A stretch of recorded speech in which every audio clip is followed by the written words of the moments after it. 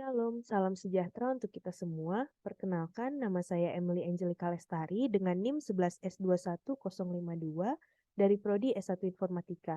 Di sini saya akan mempresentasikan hasil evaluasi dan prototyping dari website Perpustakaan IT Del dalam rangka untuk mengerjakan proyek UTS mata kuliah IMK tahun 2022 dan 2023. Outline dari presentasi ini yang pertama adalah introduction yang telah saya lakukan tadi, lalu diikuti dengan 4 tahap untuk mengevaluasi dan membuat prototyping dari website IT Del. Tahap pertama yaitu evaluasi website perpustakaan IT Del dari aspek usability-nya, lalu yang kedua tahap eksplorasi website sejenis, lalu yang ketiga tahap interview for empathy, dan yang keempat tahap prototyping website perpustakaan IT Del. Kita masuk ke PDF hasil pengerjaan saya. Masuk ke tahap yang pertama, evaluasi website perpustakaan IT Del. Tugas yang pertama ini adalah dengan mengevaluasi aspek-aspek usability yang dimiliki oleh website perpustakaan IT Del. Yang pertama, evaluasi learnability. Dari learnability ini, learning approaches yang dilakukan user untuk mempelajari website ini adalah dengan learning by doing. Contohnya, ketika user pertama kali membuka website ini, dia memiliki tujuan untuk mencari suatu buku berdasarkan judul contohnya. Lalu user akan mengetikkan judul buku itu lalu dicari. Jadi user mempelajari fitur-fitur dari website ini untuk pada saat dia mencapai tujuannya.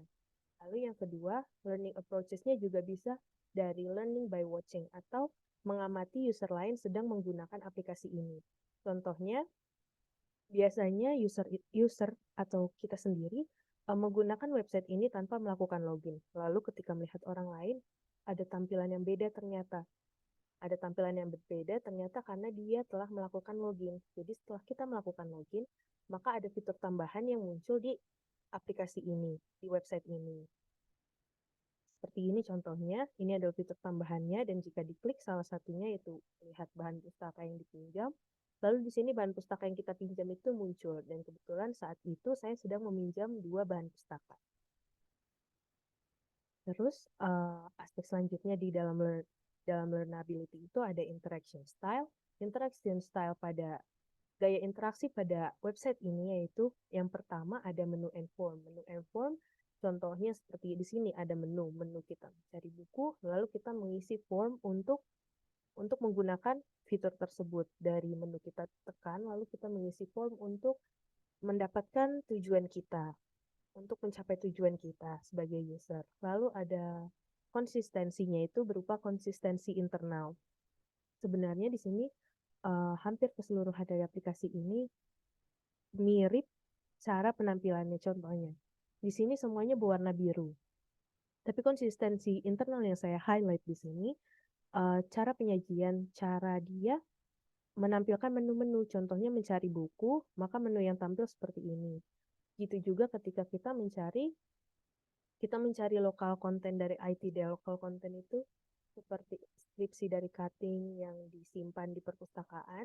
Maka cara mencarinya juga seperti ini juga. Di sini ada box untuk mencari, lalu di sini ada opsi untuk memilih mencari berdasarkan apa, dan sebagainya. Lalu konsistensi internal lainnya juga dapat ditemukan pada opsi ketika kita melihat menu tentang perpus di sini. Ketika kita mengklik opsi-opsi tambahan ini, tampilannya sama. Contohnya, di sini kita mengklik panduan penggunaan. Di sini panduan penggunaan ditampilkan berupa artikel, lalu kita juga mengklik panduan pesan pinjam. Panduan pesan pinjam juga seperti ini, tampilannya mirip seperti pada panduan penggunaan ini. Lalu ketika kita mengklik opsi peraturan perpustakaan juga mirip, sama-sama disajikan seperti bentuk artikel. Lalu yang selanjutnya itu affordance-nya drop down arrow. Di sini drop down arrow kita lihat dari di sini ada tanda segitiga ini kan, yang bisa ditekan lalu menampilkan pilihan lebih banyak. Di sini juga dan di sini juga. Lalu affordance selanjutnya itu ada button and links. Button and links itu di sini ada button yang bisa diklik oleh user. Lalu ada link juga. Ada link berupa hyperlink yang fungsinya, kalau fungsinya di website ini seperti button. Lalu affordance yang selanjutnya yaitu mouse cursor. Mouse cursor itu dia berbentuk tanda panah ketika sedang berada di daerah yang tidak bisa diklik. Tapi ini dia berbentuk tangan jika berada di daerah yang bisa diklik. Maaf. Lalu affordance yang selanjutnya itu adalah highlight pada mouse over. Yaitu mouse memberikan feedback kepada user, memberikan respon kepada user terhadap keberadaannya. Misalnya dia sedang berada di pengarang, maka pengarang ini menunjukkan tanda yang berbeda. Tanda yang berbeda karena keberadaan si mouse. Yang selanjutnya yaitu feedback. Feedbacknya berupa low level feedback. Low level feedback itu contohnya di sini jika kursor mengarah ke suatu button, maka button tersebut akan berubah warna. Lalu ketika button itu ditekan, maka button itu seperti tertekan button di dunia nyata gitu. Dia maju lalu mundur. Lalu ada feedback berupa highlight feedback juga. Highlight feedback itu kalau kita mengklik sesuatu, user mengklik sesuatu, maka web itu berubah atau pindah ke web page lain, mengeload, memberikan feedback yang asli tentang mengakses opsi apa yang mereka pilih. Lalu yang selanjutnya, feedbacknya ada visible navigation state juga. Sini menunjukkan kepada user dia ada di halaman keberapa. Misalnya dia mencari buku tentang komputer. Lalu buku tentang komputer ini banyak sampai pilihan tentang buku komputer ini ada banyak sampai ada di halaman berikutnya. Jadi user bisa melihat dia sudah berada di halaman keberapa. Aspek yang kedua yaitu aspek evaluasi dari efisiensi. Perpustakaan kita menggunakan chunking. Di sini ada chunkingnya pada bagian klasifikasi. Metode klasifikasi dari perpustakaan ini menggunakan metode DDC. DDC dan di sini untuk menunjukkan angka spesifik dari buku, 3 huruf ini untuk nama penulis, lalu huruf yang berdiri sendiri ini adalah huruf pertama dari judul buku yang ada di sini A. Kayak ini ayahku bukan pembohong, berarti judulnya A. Lalu penulisnya Terelie, 3 huruf pertama dari penulisnya aja. Lalu yang kedua ada shortcut. Di website ini dapat berupa keyboard comments. Keyboard comments yang umum yang saya coba ada Ctrl Z untuk menghapus, lalu menghapus kolom menjadi kosong. Lalu ada Ctrl Y untuk ngerido, ngembaliin apa yang telah dihapus, Ctrl V untuk mempaste, maupun Ctrl C untuk mengcopy. Lalu yang ketiga ada aspek safety-nya. Ada aspek safety. Di sini user bisa melakukan mistakes. Contohnya mistakes berarti kan kesalahannya dari awal. Kesalahannya dari awal, contohnya user memiliki kasus atau tujuan dia mau mencari buku berdasarkan pengarang. Tetapi ketika dia membuka website, dia belum mengganti opsi jadi default yang berupa judul ini ke pengarang. Alhasil buku pun tidak ada yang tampil. Lalu bisa juga description error ketika user buru-buru mencari, lalu dia salah. Seharusnya dia mencari fiction ini kan berupa subjek, tapi dia malah mengklik klasifikasi karena letaknya berdekatan. Jadi itu bisa menjadi merupakan error description dari user. Lalu ada error message yang ditampilkan oleh aplikasi ini akan muncul dari tengah atas layar yang menunjukkan apa kesalahan yang telah dilakukan user. Dan kotak akan berwarna merah dan dikosongkan secara otomatis oleh website ini. Jadi user harus menginput ulang apa yang benar. Lalu tahapan kedua dari tahap pertama ini, soal kedua dari tahapan pertama ini yaitu mengenai aspek apa sih yang belum diterapkan dengan baik di website perpustakaan IT Delft. Yang pertama ada aspek learnability-nya, konsistensi internal ini masih kurang baik.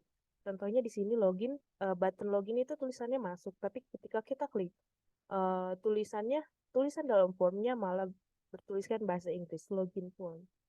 Lalu tidak ada juga fitur seeking help.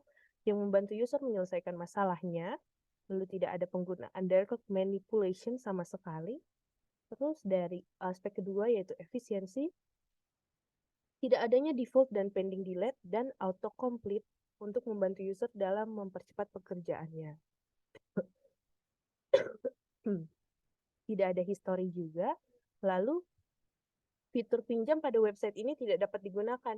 Ada fitur pinjam, tapi ketika kita meminjam sesuatu dari website ini, kita tidak dapat tanggapan atau feedback dari pustakawan. Ternyata ketika saya observasi, pihak pustakawan tidak mendapat notifikasi bahwa kami user telah mengajukan peminjaman melalui website.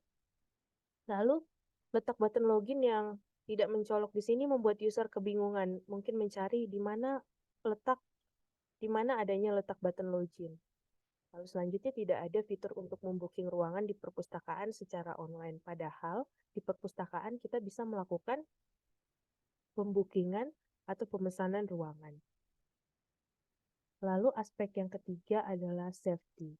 Pesan error message. Pesan error dari website ini terpisah dari di mana letak error tersebut terjadi dan dijadikan satu. Sebaiknya pesan error itu dituliskan saja di kotak yang error, di tempat yang error, lalu diberikan solusinya oleh sistem. Lalu tahap kedua itu ada eksplorasi dari website sejenis. Di sini saya melakukan eksplorasi terhadap website ITB dan juga UGM. Dari hasil kedua website ini, saya analisis lagi aspek-aspek usability-nya. Yang pertama dari website ITB. Learnability-nya, learning approaches-nya sama seperti ITDL tadi, dengan learning by doing. Contoh kasusnya pun sama. Di sini, misalnya dia mau mencari buku, lalu diklik menu buku, lalu dia mencari buku. Jadi dia mengeksplor fitur-fitur yang ada dalam website itu dengan sambil mencapai tujuannya. Lalu di sini interaction style-nya dengan menu and form, sama seperti di ITDL tadi. Lalu direct manipulation, ada direct manipulation-nya juga. Di sini direct manipulation-nya ada logo WhatsApp yang ketika ditekan dapat langsung membawa user ke WhatsApp untuk bertanya kepada librarian apa kesulitan yang mereka temui. Lalu konsistensinya ada juga konsistensi internal. Di sini dilihat dari menu-menu yang di atas ini, ketika diakses bentuknya sama, contohnya layanan online, lalu tampil seperti ini. Lalu dukungan penelitian, lalu cara tampilnya seperti ini. Begitu juga yang lain. Lalu avoidance-nya yaitu berupa button dan links. Di sini ada button, di sini ada links yang bisa diklik. Lalu avoidance-nya drop and down arrow juga. Di sini kayak ada tanda panah lalu menampilkan pilihan lebih. Terus avoidance berupa mouse cursor. Di sini dia di daerah yang tidak bisa diklik. Di sini berubah menjadi tangan ketika pergi ke daerah yang bisa diklik. Lalu highlight pada mouse over juga. Di sini mouse sedang berada di wilayah yang tidak bisa diklik. Jadi masih biasa saja. Tapi ke daerah sini website atau sistem tersebut menunjukkan kalau ada keberadaan mouse di sini. Sehingga di sini dia terlihat berbeda dari bentuk awalnya. Terus feedback low levelnya berupa seperti ini. Ketika mouse diarahkan ke bagian yang akan diklik, maka bagian yang akan diklik itu warnanya berubah menjadi pudar. Lalu di sini ada high level feedback-nya. High level feedback-nya contohnya ketika kita mengklik menu cari ini, maka akan pindah ke web page baru untuk mencari atau untuk menampilkan menu apa yang telah kita klik. Dan website ini juga memiliki information scan, di mana tadi website ITDeal tidak memilikinya. Berisi informasi tambahan yang berupa link yang dapat diklik. Lalu yang kedua itu aspek efisiensinya. Masih sama seperti ITDeal tadi, dia juga menggunakan metode chunking dalam pengklasifikasian bukunya. Lalu shortcut, keyboard shortcutnya juga yang saya temui masih sama seperti di ITDeal tadi, yaitu Ctrl Z, Ctrl V, Ctrl C, dan Ctrl G. Lalu shortcutnya tapi di sini ada anticipation. Di ITDL tadi tidak ada. Ada di sini home, kontak, dan lain-lain. Ini adalah menu yang kira-kira dibutuhkan oleh user. Dan diletakkan di tempat yang mudah diakses oleh user. Ini contohnya juga, contoh lainnya dari anticipation. Lalu yang ketiga ada evaluasi safety. Yang pertama adalah description error. Menu yang disajikan oleh ITDL ini, ITB ini terlihat sama. Jadi mungkin saja ada user yang mau mengklik ini, tapi karena tulisan fontnya kecil, jadi mereka kurang memperhatikan dan diklik langsung gitu saja, tidak sengaja menekan yang lain, jadinya salah ya apa yang mau dicari. Terus bisa juga capture error dari tampilan tersebut. Karena tampilannya sama dan user itu contoh kasusnya, dia biasanya menggunakan website ini untuk mencari buku. Tapi pada saat ini, dia sedang butuh untuk mencari di sini TA atau disertasi. Tapi karena dia terbiasa mencari buku ketika dia membuka website, dia malah mengklik buku ini secara otomatis.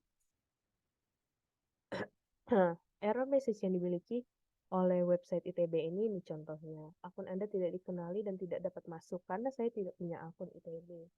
Jadi ketika saya mencoba masuk, ternyata ada pesan error yang muncul seperti ini.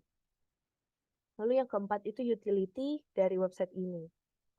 Website ini telah menyediakan fitur-fitur yang dibutuhkan, seperti ada katalog digital tadi, perpustakaan digital, e-book, jurnal, orientasi online, mobile apps, dalam bentuk mobile apps, terus selanjutnya berita mengenai sivitasnya juga disajikan di website perpustakaan ini. Yang kedua, saya mengevaluasi website dari UGM. Aspek yang pertama itu learnability-nya. Learnability-nya sama seperti website sebelum-sebelumnya, yaitu ITB dan ITDL. Metode pendekatan pembelajarannya juga dengan learning by doing. Lalu dia juga memiliki direct manipulation, yaitu ini punya logo-logo sendiri dari setiap menu yang disajikan. Lalu konsistensinya berupa internal konsistensi. Bisa kita lihat dari cara-cara menu ini ditampilkan mereka sama, padahal ini beda, layanan akademik, di sini layanan referensi. Tapi cara penyajiannya sama, di sini ada navigation-nya, lalu di sini penampilan judulnya, cara dia menampilkan tanggal, dan isi konten dari fitur tersebut juga sama. Lalu ada konsistensi eksternalnya itu berupa cara pencarian bukunya sama-sama di search box, seperti di ITDL tadi, seperti di ITB tadi, sama cara mencari bukunya. Lalu affordance-nya itu yang pertama ada button and links. Di sini ada button, lalu di sini ada link, hyperlink yang bisa ditekan. Lalu ada drop and down arrow juga, yang ini tanda segitiga untuk menampilkan opsi-opsi lebih banyak. Lalu ada mouse cursor. Mouse cursor yang seperti ini. Kalau dia diarahkan ke sesuatu yang bisa diketik, mouse-nya berubah bentuknya. Lalu ada highlight pada mouse over juga. Jika mouse diarahkan, maka sistem memberikan feedback kalau lokasi mouse sedang berada di sini. Jadi dia menampilkan, jadi tampilan dia berbeda dari yang lainnya. Lalu di sini ada feedbacknya, low feedback. Contohnya ketika kursor diarahkan, maka kursor berubah warna. Ketika kursor diklik, maka kursor seperti tertekan, maju dan mundur gitu bentuknya.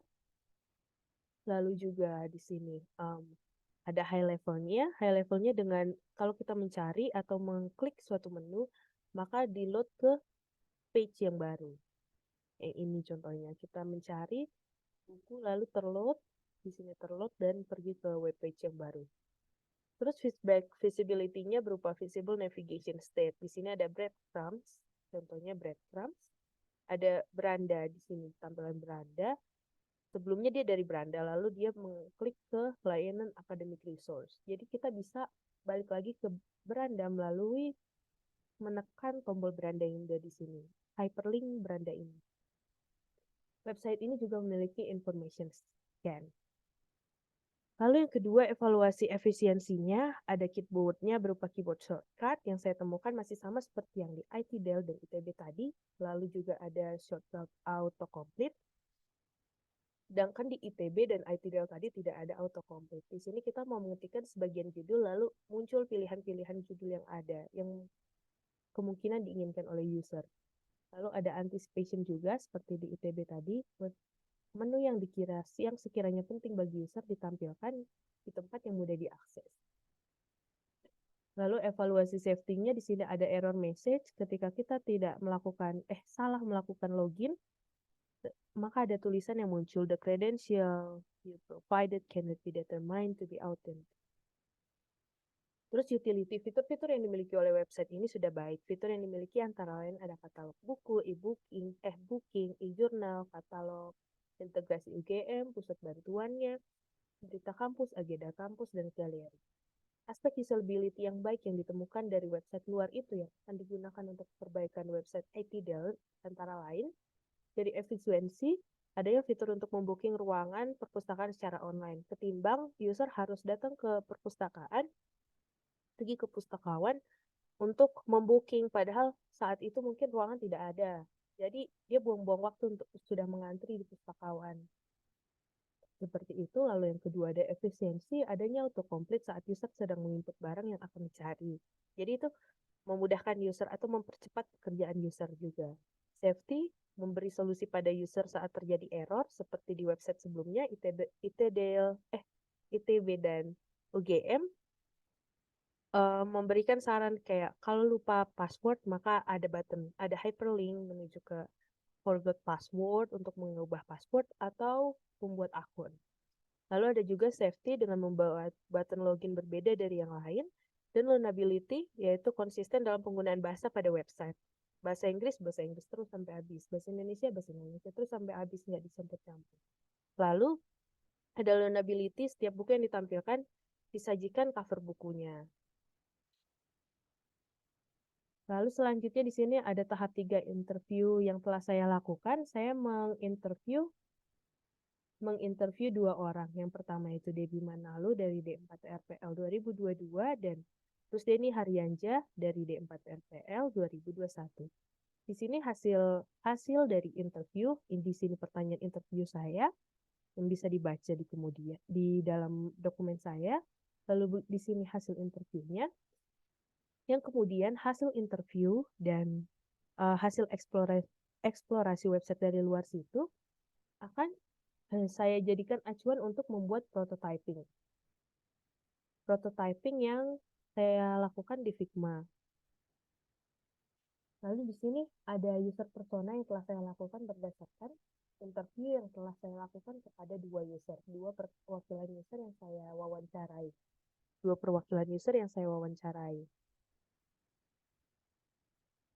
Kita lihat ke hasil prototyping yang telah saya lakukan. Ini merupakan hasil prototyping yang telah saya lakukan. Di sini saya mencoba membuat anticipation dengan tombol login yang terlihat atau mencolok agar user tidak kebingungan lagi seperti di website yang lama. Lalu di sini untuk mengubah bahasanya, saya tambahkan opsi untuk mengubah bahasa karena mungkin ada pihak luar yang mencoba mengakses website ITDL. Lalu di sini bantuan jika user mengalami kesulitan. Jadi di sini nanti kita bisa dibawa ke seeking help. Terus di sini kontak untuk menghubungi pihak ITDL dan perpustakaan ITDL-nya. Ini juga masih anticipation-nya, beranda profil koleksi tentang perpus layanan. Lalu ketika mau mencari buku, dia bisa mengklik di sini. Lalu di sini pustaka elektronik. Di sini CD atau DVD konten lokal, pesan ruang diskusi. Ini saya beri warna berbeda maksudnya agar user tidak mengalami description error karena mirip-mirip gitu. Jadi saya berikan warna yang berbeda. Lalu di sini menampilkan buku populer karena di website ITDL buku populer ini hanya berupa merujuk ke link dibuka ke web page baru. Jadi di sini saya tampilkan saja secara langsung yang bisa didorong nantinya. Lalu di sini bahan pustaka barunya dan di sini artikel-artikel mengenai ITDL. Ini semua merupakan fitur lama yang ada di sini. Misalnya di sini artikel di sini tidak terpakai, artikel yang tidak pernah diupdate sejak tahun 2014. Lalu tadi fitur yang lain itu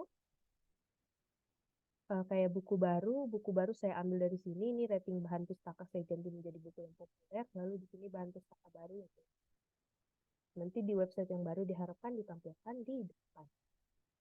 Lalu ini artikelnya dan ini information scan, di mana di website yang lama tidak memiliki information scan itu. Di sini ada saya buat di sini um, kontak, lalu layanan apa aja yang tersedia di perpustakaan dan di sini koleksi, serta ini link lain itu berasal dari website asli yang ada di sini. Lalu di sini jam operasional yang membuat user tahu, biar user mudah untuk mencari tahu kayak untuk melihatnya ternyata jam operasional perpus itu di jam segini. Lalu ini link untuk membawa user ke sosial media yang dimiliki oleh Aikida. Jadi sekian hasil pekerjaan dari saya. Mohon maaf bila ada salah kata. Terima kasih.